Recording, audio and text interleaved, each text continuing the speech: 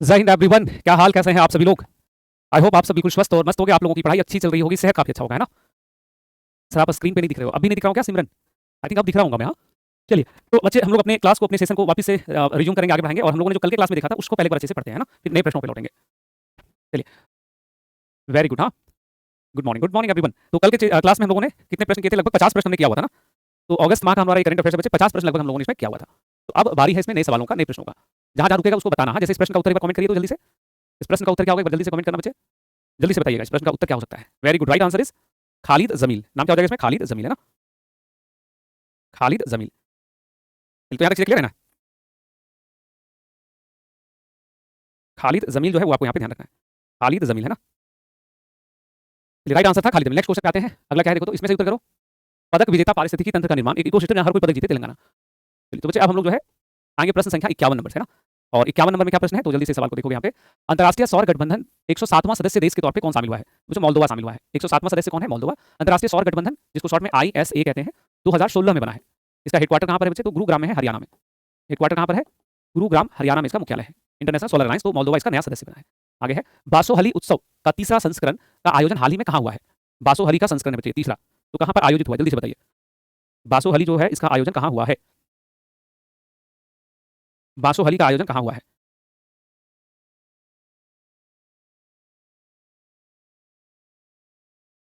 Very good, right answer is, सही उत्तर क्या होगा इसमें? तो जम्मू एंड कश्मीर में। क्या था सही उत्तर इसमें? जम्मू एंड कश्मीर। कहाँ पे आयोजन हुआ है? जम्मू एंड कश्मीर। और बहुत तरह का इस तरह का जो रीजनल आयोजन होता है बड़ा में, तो इसमें क्या है कि रामायण की परंपरा के अनुसार जो है इसका आयोजन हुआ था। और ये तीसरा संस्करण है, लिखा हुआ प्रश्न में कौन सा संस्करण था? ये तीसरा, यानी कि तीसरी बार आयोजन हो रहा था।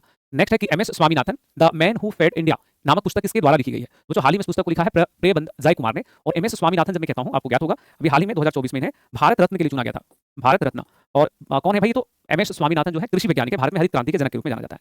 81 वर्ष की उम्र में शिबू सोरेन का निधन हो गया है। वो किस राज्य के पूर्व मुख्यमंत्री हैं? वो झारखंड राज्य में पूर्व मंत्री के रूप में, उप मुख्यमंत्री के पूर्व मुख्यमंत्री के रूप में अपनी सेवाएं उन्होंने दिया है। और शिबू सोरेन के बारे में जो है आपको यहाँ पे जानकारी रखना होगा कि शिबू सोरेन के बारे में जानकारी रखना होगा कि वो 2 बार जो है, 3 बार, 2 बार नहीं बल्कि ये 3 बार जो है शिबू सोरेन CM रह चुके थे। हालांकि कम कम समय के लिए भी रहे थे, 3 टाइम्स। तो उसमें झारखंड का एग्जाम अगर कभी दीजिएगा तो उसमें आपसे पूछा जाएगा। शिबू सोरेन जिनकी पार्टी की भी वहाँ सरकार है, हेमंत सोरेन के लड़के भी CM है वहाँ पे, JMM। नेक्स्ट क्या है? Heart on wheels. हार्ट का मतलब होता है बच्चों बाजार, तो हार्ट ऑन व्हील्स प्रोग्राम जो है वस्त्र मंत्रालय ने स्टार्ट किया है। गिरिराज सिंह इसके मंत्री हैं। गिरिराज सिंह जो है इसके मंत्री हैं, उन्होंने स्टार्ट किया है हार्ट ऑन व्हील्स। और क्यों स्टार्ट हुआ है? ताकि वस्त्र निर्माता जो है उनको प्रोत्साहन दिया जाए, जो वस्त्र को बनाने वाले लोग उनको। तो और जगह कौन सा है? नई दिल्ली से। पूछा जाएगा कहाँ पे लॉन्च हुआ है, तो स्थान कमेंट करिएगा, नई दिल्ली से। आगे प्रश्न है, अगला प्रश्न आपके सामने कि हाल ही में किस देश ने आधिकारिक तौर पर 1987 INF परमाणु हथियार संधि के प्रति अपनी प्रतिबद्धता को समाप्त कर दिया है? जो परमाणु जो समझौता हुआ था ये INF, इसको कहते हैं इंटीग्रेटेड रेंज न्यूक्लियर फोर्सेस कहते हैं। नहीं, इंटरमीडिएट कहते हैं, sorry, intermediate nuclear range nuclear forces कहते हैं। तो ये जो INF परमाणु हथियार संधि था, ये रूस और अमेरिका के मध्य था। ये जो संधि था किसके बीच था? रूस और अमेरिका। तो हाल ही में अपनी प्रतिबद्धता को समाप्त करने की घोषणा किया है रूस ने, क्योंकि अभी आपको ज्ञात होगा रूस के अगेंस्ट जो है अमेरिका खुल करके रहता है ना, काफी उसका हर मंच पे विरोध करता है। तो उसको लेकर के जो है ये घोषणा यहाँ पे किया गया है। तो राइट आंसर हम लोग क्या बोलेंगे? अमेरिका, सॉरी रूस, यहाँ पे सही उत्तर है। पहला शतरंज ई स्पोर्ट्स विश्व कप का आयोजन किस देश में किया गया है, जिसका खिताब मैक्सन कार्लसन ने जीत लिया है? तो जो इसका आयोजन पहली बार हुआ है सऊदी अरब में। ये प्रश्न परीक्षा में आएगा कि शतरंज ई स्पोर्ट विश्व कप कहाँ हुआ है, तो सऊदी अरब में। और इसके विजेता कौन है भाई? तो नॉर्वे के हैं मैक्सन कार्लसन, जो कि एक चैंपियन है शतरंज के अंदर, तो उन्होंने इसे जीता है। भारत को वैश्विक स्तर पर मछली उत्पादन में कौन सा स्थान प्राप्त हुआ है? बच्चों मछली के उत्पादन में भारत जो है वो तीसरा स्थान पे आ गया है। भारत मछली उत्पादन में किस नंबर पे आ गया भाई? तो तीसरे स्थान पे आ गया है। किस नंबर पे आ गया है? तीसरा नंबर पे। पहला दूसरा नंबर पे, तो पहला पे तो सॉरी दूसरा पे, तीसरा माफी माफी चाहूँ। पहला नंबर, तीसरा पे तो था, दूसरा में आ गया है। और यही लिख लेना, पहला नंबर में चीन है। मछली को उत्पादन करने में पहला नंबर में कौन है? तो चीन है। इसको भी आप यहाँ पे नोट कर लीजिएगा। तो भारत में मछली उत्पादन में चला गया है दूसरा स्थान पे। अगला प्रश्न है कि वी चिदम्बार बंदरगाह, वी चिदम्बरार बंदरगाह निम्न में से किस राज्य में स्थित है जो हरित हाइड्रोजन का उत्पादन करने वाला भारत का पहला बंदरगाह बन गया है? तो जो चिदम्बरार जहाँ पे नाम आया, तो आपको जैसे ही नाम आया आपको ज्ञात हो गया होगा कि दक्षिण का ही कोई राज्य होगा। और दक्षिण के राज्यों की बात करें तो निश्चित तौर पे तमिलनाडु, ऐसा ना, ये नाम से आप सेंस कर चुके होंगे, तमिलनाडु इसमें राइट आंसर है। अगला है कि अगस्त में मौद्रिक नीति समिति के फैसलों के बारे में बताओगे। रेपो रेट को 5.5% पर स्थिर रखा गया है, करेक्ट बात है। अस्थायी जमा सुविधा SDF की दरें 5.25 है, सही है। सीमांत अस्थायी सुविधा 5.75 है, ये भी क्या है? सही है। तो right answer option number B. तो यहाँ पे क्या देख रहे हो बच्चे? रेपो रेट, डबल आर जिसको शॉर्ट में कहते हैं, 5.5%। और triple R reverse repo rate कितना है? इट्स 3.35%, 3.35% है। तो ये अलग से आप नोट करिएगा, ठीक है। आगे बढ़ोगे, अगला प्रश्न होगा, इस राज्य ने लड़कियों को उच्च शिक्षा में बढ़ावा देने के लिए मुख्यमंत्री निजुत मोइना 2.0 कार्यक्रम शुरू किया है? तो असम की सरकार ने बहुत सारा कार्यक्रम शुरू किया है अभी हाल में। जैसे एक कार्यक्रम स्टार्ट किया है, आप नोट करना, CM फ्लाइट योजना। वहाँ का बच्चा जो है उसको विदेशों में जाकर के MNCs में इंटर्नशिप कर सकता है। इसकी शुरुआत किया है। उसके बाद है अरुणोदय योजना, अरुणोदय योजना ये भी शुरू हुआ है। उसके बाद इसकी शुरुआत हुई है श्रद्धांजलि योजना, पता है यूनिक योजना है श्रद्धांजलि योजना, ठीक है। और क्या है? तो महिला उद्यमिता कार्यक्रम, महिला उद्यमी योजना, जो 10,000 महिलाओं को मिला है बिहार में, इसी तरह 10,000 वहाँ पे असम में भी मिल रहा है। तो सीएम फ्लाइट, अरुणोदय, श्रद्धांजलि, ये सारी योजना कहाँ का है भाई? असम का है। सारी योजना कहाँ का है? असम का है। इसमें से श्रद्धांजलि योजना जो है बच्चे, ये बड़ा आपको अटपटा सा नाम लगा होगा ना, श्रद्धांजलि। इस योजना के अंतर्गत सरकार ने नियम बनाया है कि राज्य के बाहर अगर किसी भी प्रवासी मजदूर का निधन होता है, डेथ होता है, तो सरकार उसकी बॉडी जो है, डेड बॉडी जो है, उसको उसके परिवारजनों तक पहुंचाएगी अपने खर्चों से। तो सुनने में तो बड़ा लगता है गड़बड़ कि क्या ही इस तरह की योजना है, लेकिन हाँ, ये सच्चाई है कि यूपी हो, बिहार हो, असम हो, ये पश्चिम बंगाल ऐसे राज्य जहाँ पे बड़ी संख्या में लोग प्रवास करते हैं और कई बार जो है कई बार जो उनका डेथ हो जाता है तो सरकार उसको वापस लेगी। सर योजना जो है ना, इसकी महिला उद्यमी योजना, इसमें भी 10,000 रुपया मिल रहा है। तो इसमें क्या है कि अगर आप कोई इन्वेस्टमेंट कर दीजिएगा, निवेश कर दीजिएगा, तो उसमें और पैसा जो है बाद में मिलेगा आपको। इसरो ने गगनयान के लिए अंतरिक्ष यात्री जीवन का अनुकरण करने के लिए हॉप मिशन लॉन्च किया है। कहाँ पर? वो जो हॉप मिशन जो है, ये लॉन्च हुआ है लद्दाख में। हॉप मिशन क्या भाई? तो हॉप का मतलब यहाँ लिख लोगे, इसको हम लोग कहते हैं Himalayan Himalayan Himalayan outpost outpost planetary planetary experiment. तो आपको ज्ञात होगा, आपको इस संदर्भ में जानकारी रखनी है कि इसरो का एक मिशन है गगनयान मिशन, जो प्रपोज्ड है 2027 या 28 के लिए। इसमें 3 अंतरिक्ष यात्रियों को भेजने की योजना है। 3 अंतरिक्ष यात्री, 3 लोगों को भारत के द्वारा अंतरिक्ष में भेजा जाएगा 2027 में। तो डायरेक्ट अंतरिक्ष में नहीं भेज दीजिएगा, तो अंतरिक्ष में भेजने से पहले उनको क्या करना है? ट्रायल होगा। लोगों को क्या होगा? एक ट्रायल होगा, एक उस प्रकार का एनवायरनमेंट क्रिएट करके वहां पे पहले उनको रखा जाएगा कि भाई देखो कि रह पाओगे कि नहीं रह पाओगे। तो अभी हाल ही में क्या हुआ है? हाल ही में क्या हुआ बच्चे कि हाल ही में हॉप मिशन चलाया गया इस योजना के लिए लद्दाख में, और इसमें 4 यात्रियों को चुना गया है, 3 लोगों को भेजा जाएगा। चुना कितने को? 4। तो 4 को ट्रेनिंग दिया जा रहा है बेसिकली यहाँ पे लद्दाख के अंदर। आगे है कि WCL जो ये है वर्ल्ड क्रिकेट लीग 2025, पाकिस्तान को हराकर दक्षिण अफ्रीका की world championship of legends sorry world किस देश ने जीत लिया है? तो जो सब कोई पाकिस्तान को ही हरा देता है, सब कोई किसको हराता है? तो पाकिस्तान को हरा देता है। और इसको जीता कौन है? तो प्रश्न है, पाकिस्तान को हराकर दक्षिण अफ्रीका की वर्ल्ड चैंपियनशिप कौन सी टीम जीते? तो निश्चित तौर पे भाई इसमें प्रश्न में उत्तर लिखा गया गलती से, दक्षिण अफ्रीका ने जीता है। वर्ल्ड जो चैंपियनशिप हुआ है, ये world championship cricket world champions league जो होता है ना, इसमें जो प्लेयर रिटायर्ड हो चुके हैं वही लोग खेलता है। तो इसमें भी हारा है पाकिस्तान और इसमें जीता कौन है? South Africa. नेक्स्ट है कि फीफा ने किस शहर में महिलाओं के लिए भारत का पहला टैलेंट एकेडमी बना दिया है? जो फीफा ने बनाया है, तो फीफा ने टैलेंट एकेडमी की घोषणा कहां पर किया है? तो जो टैलेंट एकेडमी की घोषणा उन्होंने किया है फीफा ने, और ये टैलेंट एकेडमी जो है आप देखोगे तो इसको बनाया जाएगा, अभी हाल ही में इसकी घोषणा हुई थी। ये टैलेंट एकेडमी जो है वो हैदराबाद में बनेगा। कहां पर बनने वाला भाई? तो हैदराबाद में, ऑप्शन नंबर डी। कहां पे बनेगा? Hyderabad, option number D. Next है कि द कॉन्शियस नेटवर्क पुस्तक के लेखक कौन है? The author of this book. तो जो इसके लेखक का नाम है सागाटा श्रीनिवास राज। नाम क्या है इसमें? सागाटा श्रीनिवास राज। और एस जयशंकर की बड़ी फेमस पुस्तक है विदेश मंत्री का, ये पुस्तक एग्जाम में आया हुआ है, वाई इंडिया मैटर्स, भारत क्यों महत्व रखता है? तो ये पुस्तक भी आप लोग ध्यान रखो तो अच्छी बात है। हाँ, वाई इंडिया मैटर्स किसने लिखा है? एस जयशंकर ने। परीक्षाओं में आया हुआ प्रश्न रिसेंट, इसको जरूर याद रखिएगा। नेक्स्ट है भारतीय तीरंदाजी संघ द्वारा भारत की पहली तीरंदाजी लीग का आयोजन कहां पर हुआ है? वो जो तीरंदाजी जिसको आर्चरी कहते हैं उसका भी लीग हुआ है नई दिल्ली में। और ये ठीक वैसे ही है जैसे क्रिकेट में आईपीएल होता है, जैसे फुटबॉल में क्या होता है? ISL होता है। जैसे अभी हम लोग पढ़े थे तो आईपीएल जैसे होता है महिलाओं का WPL, तो उसी तरह से जो निशानेबाजी तीरंदाजी उसका भी एक प्रकार का आईपीएल है, कमर्शियल फॉर्मेट। सत्यपाल मलिक का हाल ही में निधन हो गया है। आयु में निधन हो गया है। वो पूर्व में क्या थे? वो जो निधन हुआ है उनका, और इससे पहले वो पूर्व राज्यपाल रह चुके हैं। पूर्व राज्यपाल रह चुके हैं कई सारे राज्यों का, इंक्लूडिंग बिहार के रह चुके हैं, जम्मू एंड कश्मीर में लेफ्टिनेंट गवर्नर थे, राज्यपाल थे लंबे समय तक। उसके बाद मणिपुर में रह चुके हैं डेथ से पहले, तो कई सारे राज्यों के राज्यपाल रह चुके थे। नेक्स्ट है कि अन्नदाता सुखी भव प्रधानमंत्री किसान सम्मान निधि योजना निम्न में से किस राज्य में शुरू हुआ है? तो इसकी शुरुआत हुई है आंध्र प्रदेश में। अन्नदाता सुखी भव प्रधानमंत्री किसान, देखिए ये ना 2 योजना है, एक योजना ये है, एक योजना ये है। प्रधानमंत्री किसान सम्मान निधि योजना के अंतर्गत आपको ज्ञात होगा किसानों को मिलता है 6,000 रुपया, मिलता है ना 6,000 रुपया एक वर्ष में, प्रति हेक्टेयर प्रति एकड़ जो है 6,000 रुपया दिया जाता है, यही नियम है ना। तो आंध्र प्रदेश की सरकार ने क्या किया बच्चे? इसमें और पैसा मिला दिया है। आंध्र प्रदेश की सरकार ने क्या किया है कि बोला कि ये तो आप 6,000 देते थे ना, 6,000 आप देते थे, हम अपने किसान को 14,000 और देंगे। तो वहां पे किसानों को जो है अब वार्षिक 20,000 रुपया मिलेगा। कितना मिलेगा? 20,000 रुपया एक वर्ष में। बड़ा अच्छा हो गया ये। जो किसान भारत सरकार की योजना थी ना, उस योजना के साथ उसने और योजना को मर्ज करके चला दिया है, जिसमें 6,000 रुपया केंद्र सरकार दे रही है, 14,000 वहां की राज्य सरकार। तो अब वहां के किसान को 20,000 रुपया प्राप्त होगा। हाँ, लिख रहा है कि सबको मिलता है। हाँ बच्चे, सबको मिलता है। पहले सरकार ने ये केवल मार्जिनल फार्मर्स के लिए रखा था, बाद में सबको दे दिया है, सबको। ये भारत का नहीं है, सुन लो यहाँ पे किसान सम्मान निधि तो पूरे भारत का है 6,000 वाला, लेकिन ये चूंकि आंध्र प्रदेश की सरकार ने अपनी तरफ से इस योजना को यहाँ पे मॉडिफाई करके चलाया है, तो 20 और मिलेगा यहाँ पे। पैसे क्यों मिलेंगे? अरे भाई किसान को पैसा मिलना कभी दिक्कत वाली चीज नहीं ना, किसान को पैसे इसलिए मिलेगा ताकि किसान जो है कृषि कर सके, वो असहज ना महसूस करे। हाँ, जिसके पास जमीन होगा बाबू उसी के लिए है। नेक्स्ट चर्चा में रहा सावलकोट जल विद्युत परियोजना किस नदी पर स्थित है जिसके निर्माण की मंजूरी दी गई है? तो हाल ही में क्या मामला था वो सुनना। हाल ही में मामला ये था कि भारत चिनाब नदी पर, जो हमारा चिनाब रिवर है, इस नदी पे एक हाइड्रो प्रोजेक्ट बना रहा है। ये नदी है तो इस नदी पे एक प्रोजेक्ट बना रहा है हाइड्रो प्रोजेक्ट, और इसका विरोध कर रहा है पाकिस्तान। विरोध कौन कर रहा है? पाकिस्तान। तो ये काफी खबरों में है सावलकोट जल विद्युत परियोजना। ये जो सावलकोट जल विद्युत परियोजना है ना, ये बहुत खबरों में है। तो आप सब जो है इसके बारे में स्पष्ट तौर पर यहाँ पे नोट कर लेना कि सावलकोट जल विद्युत परियोजना चिनाब नदी पे है। किस नदी पे? चिनाब नदी पे। और आपको याद होगा पिछले दिनों तो पाकिस्तान के जो रक्षा मंत्री हैं उन्होंने एक मंच पे कहा था कि भाई हमारे पास मिसाइलों की कोई कमी नहीं है, इसको बनाने दो डैम, हम मिसाइल दागे डैम को उड़ा देंगे। तो इसको यहाँ पे देखिएगा सर। 28 का PDF अपलोड नहीं हुआ है बाबू, 28 में एक दिन क्लास नहीं हुआ था, उसके लिए केवल रिवीजन करवाए थे, हो सकता है वो वाला क्लास होगा। नेक्स्ट है कि एशिया की सबसे लंबी मालगाड़ी 4.5 किलोमीटर लंबी का क्या नाम है जिसका परीक्षण पूरा हो गया है? वो जो एशिया का सबसे लंबा मालगाड़ी भी भारत में चला है, और ये मालगाड़ी का नाम है रुद्रस्त्र। नाम है, नाम क्या है मालगाड़ी का? रुद्रस्त्र। तो इसको आप ध्यान से इस शब्द को नहीं भूलना, ये अभी भारत में ही चला था, एशिया का सबसे लंबा मालगाड़ी। सोचिए, तो ये कहाँ पे चला था भाई? भारत में ही अभी पिछले दिनों चला था। आगे बढ़ेंगे। नेक्स्ट है कि 2025 में खाद्य और शांति के लिए MS स्वामीनाथन पुरस्कार से किसे सम्मानित किया गया है? वो जो नाइजीरिया के प्रोफेसर है एडन ले, नाइजीरिया के एक प्रोफेसर है, नाम क्या है? एडन ले। तो एडन ले को जो है सम्मानित किया गया है।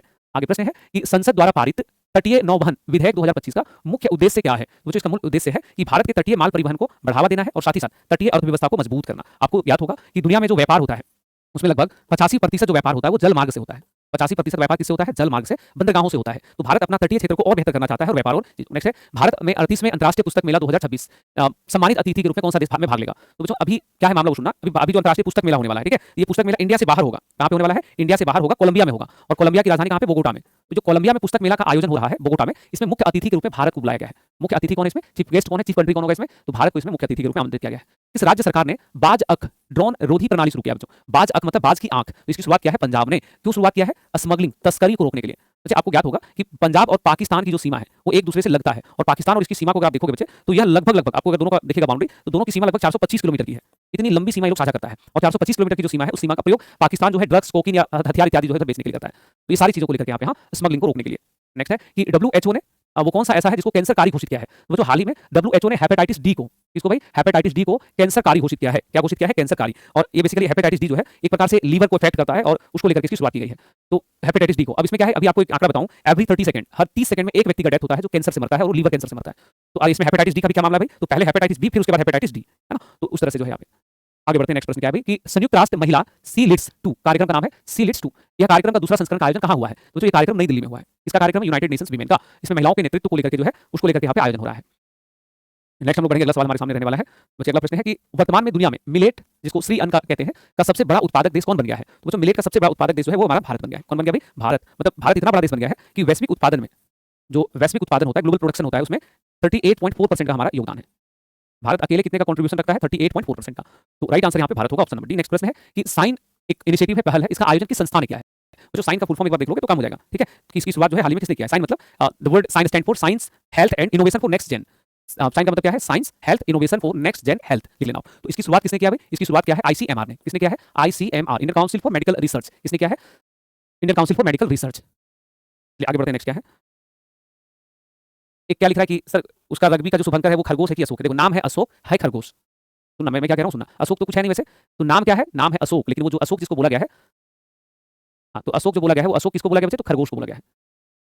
आगे बढ़ते हैं। नेक्स्ट है, अगला प्रश्न होगा कि WHO ने अफ्रीकी ट्रिपोनोसोमिस या फिर स्लीपिंग सिकनेस मुक्त देश किसको घोषित कर दिया है? जो अफ्रीकी देशों के अंदर जो है एक बड़ी गंभीर बीमारी है, और वो गंभीर बीमारी है स्लीपिंग सिकनेस। स्लीपिंग सिकनेस है ना। तो स्लीपिंग सिकनेस में क्या होता है कि निद्रा का बीमारी, आपने एक जगह पढ़ा होगा, एक मक्खी होता है जिसको बोलते हैं सीसी मक्खी। क्या बोलते हैं उसको? सीसी मक्खी ना। उसको कहते हैं सीसी मक्खी कहते हैं, ऐसे स्पेलिंग होता है। तो सीसी जो मक्खी होता है उसके काटने से ही होता है। तो सीसी मक्खी से मुक्त अभी किसको घोषित किया गया? 10वां देश बन गया अफ्रीका का। ये नाम इसका है केन्या। नाम क्या है इसका? केन्या। ये मक्खी के काटने से एक प्रकार का निद्रा रोग होता है, लिखा हुआ स्लीपिंग सिकनेस, हमेशा वो थका हुआ और निद्रा।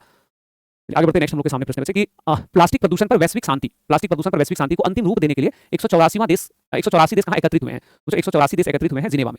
184 देश कहाँ पे एकत्रित हुए हैं? जिनेवा। केंद्र सरकार ने प्रधानमंत्री ई ड्राइव योजना को 2 साल के लिए बढ़ा दिया है। यह योजना कब तक लागू रहेगा? तो यह योजना जो है अभी 2 वर्षों के लिए बढ़ा दिया गया था, और इसमें क्या है कि इलेक्ट्रिक व्हीकल्स के लिए जो है चार्जिंग स्टेशन का निर्माण होगा। तो यह योजना कब तक हमारा लागू रहेगा भाई? तो यह योजना जो है इसको अब 27-28 तक जो है लागू रहेगा। ये पहले कब तक था? तो देखो पहले ये 2026 तक था, तो 26 से बढ़ा करके हो गया, तो अब कब तक हो जाएगा ये? 2028 तक। ऑप्शन में लगता नहीं लिखा हुआ, ठीक है। तो योजना अच्छा कब से लागू हुई है ये पूछा गया, माफी चाहूंगा। तो लागू कब से हुआ योजना? ये योजना जो लागू हुआ बच्चे 2024 में लागू हुआ है।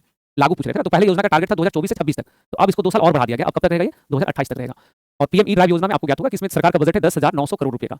इसके तहत क्या होता है कि पब्लिक चार्जिंग स्टेशन सरकार पूरे देश भर में बनाएगी, लगभग 85,000 चार्जिंग स्टेशन। इस राज्य सरकार ने नई शिक्षा नीति को जारी किया है, न्यू एजुकेशन पॉलिसी को लॉन्च किया है। वो जो हाल ही में नई शिक्षा नीति को जारी करने वाला राज्य बन गया है तमिलनाडु। कौन बना भाई? तो तमिलनाडु। ऑप्शन नंबर डी यहाँ पे हो जाएगा। आगे बढ़ोगे। अगला प्रश्न है, केंद्रीय मंत्री डॉक्टर जितेंद्र सिंह ने भारत का पहला अत्याधुनिक पशु स्टेम सेल बायो बैंक प्रयोगशाला का उद्घाटन कहाँ किया है? तो ये पशु जो स्टेम बायो सेल का जो उद्घाटन हुआ है हैदराबाद में, तेलंगाना के अंदर हुआ है। कहाँ पे भाई? तो तेलंगाना हैदराबाद में हुआ है। राइट आंसर क्या होगा इसमें? तेलंगाना हैदराबाद में। अगला प्रश्न है कि अमेरिकी राष्ट्रपति डोनाल्ड ट्रंप ने 15 अगस्त 2025 को रूसी राष्ट्रपति व्लादिमीर पुतिन से कहाँ पर मुलाकात किया है? तो इन दोनों देशों के मध्य जो मुलाकात हुआ है, दोनों नेताओं के मध्य, ये अलास्का में हुआ था। अलास्का क्या है? तो ये अमेरिका का ही राज्य का एक नाम है। अमेरिका में टोटल कितने राज्य हैं? 50 हैं, 49 प्लस एक डिस्ट्रिक्ट ऑफ कोलंबिया। तो जो अमेरिका का अलास्का है वहां पर बहुत इंपॉर्टेंट मीटिंग हुआ था व्लादिमीर पुतिन और ट्रंप के बीच में, अलास्का में। नेक्स्ट है कि नागोर्नो काराबाख को लेकर किन देशों के बीच में विवाद है? तो ये विवाद तो अब खत्म हुआ है। किन देशों के बीच विवाद है? तो यह विवाद था अर्मेनिया और अजरबैजान। तो इस विवाद को लेकर के जो है अभी अमेरिका ने इसको इंटरफेयर किया था, और उसमें जो है शांति बहाल करने की जो है हिदायत दी है, हो गया है। और बड़ा फेमस है ये विवाद, बेसिकली क्षेत्र है। हाँ, तो क्षेत्र की सीमा को लेकर के है कि भाई ये क्षेत्र जो है मेरा ही सीमा में आएगा। अर्मेनिया अपनी दावा करता है और अजरबैजान अपनी दावा करता है। नेक्स्ट है कि मूल निवासियों को आत्मरक्षा के लिए ऑनलाइन हथियार लाइसेंस देने का फैसला किस राज्य सरकार ने किया है? भाई आपको अगर हथियार चाहिए अपनी आत्मरक्षा के लिए तो ऑनलाइन आप लाइसेंस ले लो। तो ऐसा शुरू करने वाला भारत का पहला मात्र राज्य बन गया है असम। असम जो ऐसा करने वाला संबंधित राज्य बन गया है। आगे प्रश्न होगा कि बौद्धिक विकलांग छात्रों की समान शिक्षा के लिए हाल ही में दिशा अभियान किस राज्य सरकार ने प्रारंभ किया है? तो बच्चों इस अभियान को शुरू किया है महाराष्ट्र की सरकार ने। और एक यहाँ पे और अभियान स्टार्ट हुआ है, आदि शक्ति अभियान। ये भी आप नोट कर लेना, आदि शक्ति अभियान और दिशा अभियान। किसके लिए? विकलांग बच्चों के लिए जो बौद्धिक रूप से विकलांग है। आगे सवाल होगा कि स्थानीय न्याय में महिलाओं को सशक्त बनाने के लिए पहला अम्मा सम्मान दिवस नारी अदालत की शुरुआत कहां पर हुई है? तो बच्चों ये शुरुआत हुआ है उत्तर पूर्वी राज्य सिक्किम में। कहां पे स्टार्ट हुआ है? उत्तर पूर्वी राज्य सिक्किम में। और प्रेम सिंह तमांग, सिक्किम के सीएम का नाम क्या बच्चे? प्रेम सिंह तमांग। और एग्जाम में एक लाइन का सवाल होगा कि नारी अदालत कहां पे स्टार्ट हुआ है? तो नारी अदालत सिक्किम में हुआ, ऑप्शन नंबर डी। केंद्रीय मंत्री श्री अमित शाह ने मां सीता की जन्मस्थली पुनौरा धाम मंदिर एवं परिसर के समग्र विकास की बृहत योजना की आधारशिला किस जिला में रखे उन्होंने? वो जो सीता मां का जो जन्मस्थली है वो है सीतागढ़ी, सीतामढ़ी। कौन सा जगह है वो? सीतामढ़ी, बिहार में। तो पुनौरा धाम जो टेंपल है, मंदिर जो है, उसकी आधारशिला जो है, उसकी बृहत विस्तार की जो आधारशिला है वो अभी हाल ही में अमित शाह ने रखा है। अगला प्रश्न था कि हर घर तिरंगा अभियान, हर घर तिरंगा अभियान के संदर्भ में निम्नलिखित कथनों पर विचार करो। गृह मंत्रालय द्वारा इसका आयोजन किया जाता है? नहीं, इसका आयोजन जो है संस्कृति मंत्रालय करती है। कौन करता है? संस्कृति मंत्रालय, मिनिस्ट्री ऑफ कल्चर। इसका आयोजन कौन करता है भाई? तो मिनिस्ट्री ऑफ कल्चर जो है वो इसका आयोजन यहाँ पे करता है। तो इस चीज को यहाँ पे आप नोट कर लेना। कौन इसका आयोजन करता है? तो संस्कृति मंत्रालय जो इसका आयोजन करता है। अगला सवाल है कि भारत की स्वतंत्रता के 75वें वर्षगांठ के अवसर पर यह अभियान शुरू हुआ था। बिल्कुल सही बात है। और उसके बाद 13 से 15 अगस्त के बीच में हर घर तिरंगा अभियान का आह्वान किया गया था, चलाया गया था। इस वर्ष स्वतंत्रता से पहले 15 अगस्त से पहले जो प्रोग्राम चलाया गया था, तो इसमें सभी इन्फॉर्मेशन, सभी जानकारियां जो है वो सही है, सत्य है। ठीक है। और स्टार्ट कब से हुआ हर घर तिरंगा कार्यक्रम? 2021 से। आपने देखा होगा कि ये ऐसा समय होता है जब अगर आप दुकान पे जाइएगा तो आपको तिरंगा तक नहीं मिलेगा, तो बहुत जल्दी जल्दी सब बिकने लगता है। तो इसमें ऑल नहीं होगा। देखो ऑल कर दे रहा है कोई बच्चा, जल्दबाजी में डी मार दे रहा है। भाई डी नहीं होगा, ध्यान से सुनो। इसमें बाबू पहला जो मंत्रालय है वो गलत लिखा हुआ है, वहां पे संस्कृति मंत्रालय होगा। और संस्कृति मंत्रालय के मंत्री कौन है बच्चे? तो संस्कृति मंत्रालय में गजेंद्र सिंह शेखावत। नाम क्या हो जाएगा उसमें? गजेंद्र सिंह शेखावत। तो राइट आंसर क्या करेंगे हम लोग? राइट आंसर इज 2 और 3। 2 और 3 हम लोगों का सही है, डी नहीं होगा। मैं भी हाँ डी ऐसे आदत है ना, तो इसमें 2 और 3 सही है। हाल ही में किस राज्य सरकार ने भारत का पहला ड्रोन आधारित कृत्रिम वर्षा परीक्षण शुरू किया है? तो भाई इसका ड्रोन आधारित जो है कृत्रिम वर्षा वो ट्रायल बेसिस पे अभी किसने स्टार्ट किया है? तो ट्रायल बेसिस पे जो है अभी इसकी शुरुआत जो है, तो यहाँ ऑप्शन नहीं दिया हुआ है, तमिलनाडु नहीं बल्कि बच्चे यहाँ पे ऑप्शन ही गलत बेसिकली दिया हुआ है। तो यहाँ पे हम लोग मेंशन कर देंगे ऑप्शन नंबर डी, आप लोग भी कट करके थोड़ा ठीक कर देना। यहाँ पे हो जाएगा राजस्थान। हालांकि सफल नहीं रहा, ये जो ट्रायल हो रहा था कृत्रिम वर्षा वाला, ये सफल नहीं रहा, परंतु प्रयास किसने किया है? राजस्थान ने। आप लोग ऑप्शन को पीडीएफ में काट देना, इसने शुरू किया था राजस्थान ने। नेक्स्ट क्वेश्चन होगा कि सोशल मीडिया के माध्यम से धोखाधड़ी गतिविधियों का पता लगाने के लिए गरुड़ दृष्टि उपकरण को किसने लॉन्च किया है? तो महाराष्ट्र की सरकार ने। अभी देखिएगा सोशल मीडिया पे खूब फ्रॉड होता है ना, और सबसे ज्यादा किसका फ्रॉड है? वीक का, फाइनेंस का। लोग पैसे वैसे ठग लेते हैं, तो उसको पकड़ने के लिए क्या शुरू किया गया? गरुड़ दृष्टि नाम का एक प्रोग्राम। स्वतंत्रता दिवस के पहले राजस्थान की सीमा पर सीमा सुरक्षा बलों ने यानी कि बीएसएफ द्वारा शुरू किए गए ऑपरेशन का नाम क्या है? तो उन्होंने एक अभियान चलाया है जिसका नाम है ऑपरेशन अलर्ट। नाम क्या है? Operation alert. ये बहुत बार देखा जाता है कि जब भारत अपनी स्वतंत्रता दिवस मनाता है तो उसके जो ये लोग क्या करता है कि एकदम से हमारे देश में घुसपैठ करना चाहता है या आतंकी हमलों की प्लानिंग करता है, तो उसके लिए क्या शुरू किया गया था? Operation alert. ऑपरेशन महादेव कब स्टार्ट हुआ है? पहलगाम के आतंकियों को मारने के लिए। ऑपरेशन सद्भावना क्या था? तो जम्मू कश्मीर के क्षेत्र में लोगों को सही रास्ते पर लेकर आने के लिए। और ऑपरेशन विजय किससे जुड़ा हुआ है भाई? तो ये कारगिल वार से जुड़ा हुआ ऑपरेशन विजय। 12 अगस्त को मनाया जाने वाला अंतर्राष्ट्रीय युवा दिवस का विषय क्या है? तो हर साल इसका विषय अलग अलग होता है। इस वर्ष का विषय क्या था? तो इस वर्ष का विषय यहाँ पे है कि सतत विकास लक्ष्यों और उससे आगे के लिए स्थानीय युवा कार्य। और यह अंतर्राष्ट्रीय युवा दिवस की बात है, राष्ट्रीय युवा दिवस नहीं है। अगर राष्ट्रीय अगर होता तो हम सबने इसके बारे में पढ़ा है जनवरी में ना। राष्ट्रीय युवा दिवस कब होता है? 12 जनवरी। एंड इंटरेस्टिंग बात क्या है कि दोनों 12 को है, लेकिन एक है जनवरी में, एक है अक्टूबर में। आगे प्रश्न है कि एशिया रग्बी अंडर 27 के संदर्भ में निम्नलिखित तथ्यों पर विचार करो। इसका आयोजन राजगीर में हुआ है, बिहार में। सही है। चीन ने महिला वर्ग में जबकि हांगकांग ने पुरुष वर्ग में विजेता रहा है। इसमें भारतीय महिलाओं ने कांस्य पदक अपने नाम किया है। बिल्कुल सत्य है। और अभी जो आप लोगों का एक हो रहा है कंफ्यूजन शुभंकर वाला, तो हमें एक बार तो क्वेश्चन नंबर एक बार कमेंट कर देना, नहीं हो तो वहां भी जाकर सुधार देंगे। शुभंकर जो है ना बच्चे, वो नाम है अशोक। नाम क्या है शुभंकर का? अशोक। लेकिन वो अशोक है क्या? खरगोश। इट्स जस्ट लाइक कि जैसे मान लो अभी नाम रख दिया जाता है यहाँ पे कुछ भी, मान लो जस्ट थिंक कि वो है हाथी, लेकिन हम नाम रख दिए उसका कुछ और, तो उस तरह का है। क्वेश्चन नंबर बता देना अगर हम पीछे कहीं वो वाला बनाए थे तो। तो इसमें सही उत्तर क्या बचे? All of the above. और ध्यान से समझोगे, विजेता कौन है? पुरुषों की टीम में, और पुरुषों में हांगकांग विजेता है, महिलाओं में चीन है। और भारत का पुरुष टीम जानते हैं कहां पे रहा था? 5वें नंबर पे। और महिलाओं की टीम किस नंबर पे? कम से कम एक मेडल भी इन्होंने जीत लिया। बिल्कुल। तो इसको यहाँ पे देखिएगा। नेक्स्ट क्वेश्चन क्या है भाई? नेक्स्ट है कि वैश्विक एआईसीटी इंडेक्स 2025 शीर्ष स्थान पर कौन है? एआईसीटी इंडेक्स में प्रथम स्थान पर कौन है? तो प्रथम स्थान पे सिंगापुर, दूसरा में सियोल, तीसरा में बीजिंग। यानी कि 1 2 3 टॉप 3 सिटीज कौन कौन से हैं? तो सिंगापुर, सियोल, बीजिंग। और चौथे नंबर पे हमारा है बेंगलुरु। कौन से शहर की बात हो रही है? एआईसीटी की बात हो रही है। एआई मतलब वही वाला जिसको आर्टिफिशियल इंटेलिजेंस कहते हैं, तो उसके बारे में। नेक्स्ट है कि why the constitution matters. Why the constitution matters, इसके लेखक कौन है? तो इसके लेखक है डी.वाई. चंद्रचूड़, जो कि भारत के 50वें सीजेआई रह चुके हैं। ये पूर्व सीजेआई थे ना, किस नंबर के थे? 50 में। तो उन्होंने एक पुस्तक अभी लिखा है हाल ही में, और अभी एस जयशंकर के बारे में हम लोग जस्ट बात की है कि पुस्तक है why India matters. Why India matters, Bharat क्यों महत्व रखता है? तो भाई दोनों का पुस्तक का टाइटल देखिएगा, लगभग एक ही जैसा सेंटेंस लगेगा। Why India matters, why the constitution matters. तो इसको भी किसने लिखा है? डी.वाई. चंद्रचूड़ साहब ने। अगला प्रश्न है कि क्षमता निर्माण आयोग के अध्यक्ष का पदभार किसे ग्रहण किया है? तो इसका पदभार हाल ही में किसने ग्रहण किया है? तो इसका पदभार हाल ही में ग्रहण किया गया था श्रीमती एस राधा मोहन के द्वारा। क्षमता निर्माण कार्यक्रम, ये कार्यक्रम बहुत पुराना है एक्चुअली भारत में युवाओं को आगे बढ़ाने के लिए। तो इसकी स्थापना जो है 2021 में हुआ है, 2021 में स्थापना हुआ था। और अभी जो है इसमें नए अध्यक्ष बने हैं श्रीमती एस राधा चौहान। अगला था कि 79वें स्वतंत्रता दिवस, क्योंकि अभी 15 अगस्त को जो स्वतंत्रता दिवस मनाते हैं 79वां ही था ना, तो स्वतंत्रता दिवस के बारे में निम्न कथनों पर विचार करो। पहला कथन, नया भारत, न्यू इंडिया, यह थीम है इस वर्ष के स्वतंत्रता दिवस का। सही बात है। प्रधानमंत्री नरेंद्र मोदी ने लगातार 12वीं बार देश को संबोधित किया है, झंडा तोलन किया, स्वतंत्रता दिवस पर देश को संबोधित किया, ये भी सही है। हाई पावर डेमोग्राफी मिशन, प्रधानमंत्री विकसित भारत योजना तथा सुदर्शन चक्र का शुभारंभ हुआ है, सही है। और मैं वापस आप सबको बोलूंगा, इन तीनों योजनाओं के बारे में अवश्य जानकारी रखिएगा। जब जब प्रधानमंत्री लाल किला से देश को संबोधित करते हैं तो देखिएगा कुछ बड़ी और कुछ महत्वपूर्ण घोषणाएं करते हैं राष्ट्रपति प्रधानमंत्री। तो उसमें से ये 3 योजनाएं जो है, पहला क्या था? High power demography mission. बच्चे हाई पावर डेमोग्राफी मिशन के अंतर्गत सरकार का लक्ष्य है कि भाई सरकार जो चाहती है कि हम देश में किसी भी घुसपैठियों को नहीं रहने, इंटेंस लेवल पे जो है एक हम लोगों को सेंसस करने की आवश्यकता है। बात समझ आ रही है ना? तो इसको ध्यान में रखिएगा। आपसे पूछा जाएगा कि सबसे ज्यादा जो है देश को किसने संबोधित किया है? तो बच्चे भारत को सबसे ज्यादा संबोधन किसने किया है? पंडित जवाहरलाल नेहरू ने 16 बार, 16 टाइम्स। अगर पूछा जाए कि उसके बाद को किसने संबोधित किया है, तो इंदिरा गांधी ने। इंदिरा गांधी ने कितनी बार किया है? तो इंदिरा गांधी ने सॉरी इनका 16 नहीं 17 है। इनका कितना है भाई? 17। इंदिरा गांधी ने 16 बार किया है, जबकि 11 इनका लगातार है। और पीएम नरेंद्र मोदी ने यहाँ पे 12 बार कर दिया है। और इस बात का ध्यान रखिएगा कि पीएम नरेंद्र मोदी ने जो 12 बार झंडा तोलन किया, राष्ट्र को संबोधन किया है, ये 12 लगातार है, जबकि इंदिरा गांधी का लगातार कितना? केवल 11 है। बीच में ब्रेक हुआ था उस समय का। तो राइट आंसर क्या होगा? Option number D. एक बच्चा में लिख रहा है कि सर हम ना ऑप्शन नंबर डी को आंख बंद करके लगा देते हैं। भाई मेरे आंख बंद करके तुम यहाँ फिर भी लगा देना, क्योंकि जब क्वेश्चन मैं सेट करता हूँ तो हम जानबूझ के ऐसा प्रश्न बनाते हैं कि आपको मैं सारा इंफॉर्मेशन दे दूं, लेकिन एग्जाम में ऐसा नहीं करिएगा। एग्जाम में एकदम ध्यानपूर्वक तरीके से पढ़ना। नहीं तो हम भी तो आपको यहाँ पे भी बता रहे थे ना, एक दो जगह गलती करवाएं आप लोगों को। चलिए आगे बढ़ते हैं। नेक्स्ट है कि राष्ट्रपति ने सशस्त्र बलों और केंद्रीय सशस्त्र बलों को नंबर बताना है कितना कितना संख्या है, वो विशिष्ट सेवा पुरस्कार दिया है। नंबर बताना कितना कितना। तो बच्चों यहाँ पे नंबर हो जाएगा 127 और 40। यहाँ पे कितना हो जाएगा? तो 40 लोगों को विशिष्ट सेवा पदक पुरस्कार और वीरता पुरस्कार कितने को मिला है? तो ये है 127। तो ये दोनों नंबर आपके लिए बड़ा जरूरी है, नोट कर लेना, ठीक है। वीरता पुरस्कार ऐसे इंडिविजुअल क्वेश्चन पूछता है, तो यहाँ पे क्या बोलिएगा? 127। चलिए तो अभी कितना प्रश्न लोगों ने कर लिया भाई? 50 प्रश्न लोगों ने यहाँ पे देख लिया है। तो बच्चों आज की क्लास को यही रहने दो। सर हमसे याद नहीं होता है, बच्चा कहता है। देखो सबसे पहली बात जानते हैं आप लोग का गलती क्या है? स्वीकार करना। भाई मैं अपनी अपनी एक स्ट्रेंथ बता देता हूँ, ठीक है, अपनी स्ट्रेंथ बता देता हूँ। हमें नहीं होता है, ये नहीं को ना कभी स्वीकार मत करो। ये सब स्वीकारता की बात है। जो चीज आप स्वीकार कर लीजिएगा वो पक्का होकर रहेगा। अगर आपने स्वीकार कर लिया है कि हमसे एग्जाम नहीं निकलेगा, ये मानकर चलो 200% कि आपसे एग्जाम नहीं निकलेगा, अगर ये मान करके आप चल रहे हैं कि भैया हमसे होगा, क्यों नहीं होगा, तो निश्चित तौर पे होगा। आप ये सोचो कि यार अभी दौड़ने में हमको इतना परेशानी होता है, इतना कठिन लगता है हमको दौड़, हमको दौड़ के बाद जो वापस से हमको जाना होगा, वापस से जब हमको जाना होगा तो हमको ट्रेनिंग में कितना मुश्किल होगा, ये सोचो। अभी जैसे लोग फिजिकल टेस्ट देता है ना, तो फिजिकल टेस्ट में दिक्कत होता है, तो सोचो यार फिजिकल टेस्ट में इतना दिक्कत है तो हमको फाइनल ट्रेनिंग में कितना दिक्कत होगा। तो भाई सोचो ना, नेक्स्ट लेवल पे सोचो कि इंडिया को गगनयान का मिशन जो है कैसे करेगा। भाई होगा, विश्वास ही सब कुछ है। हमेशा विश्वास रखो और अपने लिए तो कभी भी कम मत सोचना। एक होता है कि हमसे नहीं याद होता है, हम भूल जाते हैं, भाई ऐसा बोलना ही नहीं है। हमें सब कुछ याद होता है, कुछ भी नहीं भूलते हैं। ये दिमाग में रखो अपने आप में हमेशा। बात समझ आ रही ना? और कभी कभी देखिएगा कि आदमी जो है, जो लोग कहते हैं कि नहीं याद होता है सब, तो एक दिन पता चला यही लोग एग्जाम निकाल के आ जाता है। तो केवल अपनी सोच की बात है। लेक्चर नंबर 29 नहीं चल रहा है, और कितने बच्चों का नहीं चल रहा है लेक्चर नंबर 29? जल्दी से एक बार कमेंट करके बताना। तो देखो एक बच्चा लिख रहा है, मनोज कुमार हम 5 साल छोड़ के पढ़ाई शुरू किए हैं। तो सबसे पहले तो तुम्हारे जज्बे को सलाम है बच्चे। और मैंने ऐसे कई लोगों को देखा है जो छोड़ के शुरू किया है, सफल भी हुआ है। मेरी एक छात्रा है, नाम नहीं लूंगा बच्चे, 2 बच्चे की माँ है, और 2017 में उसकी 2015 में शादी हुई थी, 17 तक बच्चे हो गए, 18-19 तक, लगभग 5-6 साल का गैप हुआ था। और पिछले बार 3 एग्जाम निकाली है। कितना एग्जाम निकाली है? 3। और अभी जो है बिहार में ट्रेनिंग ले रही है। बिहार समझ रहे हो ना, सिविल सर्विस वाला, वहाँ ट्रेनिंग ले रही है। वेरी मतलब काफी मेहनती, सब कुछ चल रहा है ना। 29 नंबर चल रहा है भाई। तुम्हारा मोबाइल खराब है, चेक करवा लो एक बार। चल रहा है, सबका चल रहा है। बहुत बहुत धन्यवाद। जय हिंद साथियों, मिलते हैं नेक्स्ट क्लास में। ख्याल रखो और हंसते मुस्कुराते रहो। Bye bye, take care.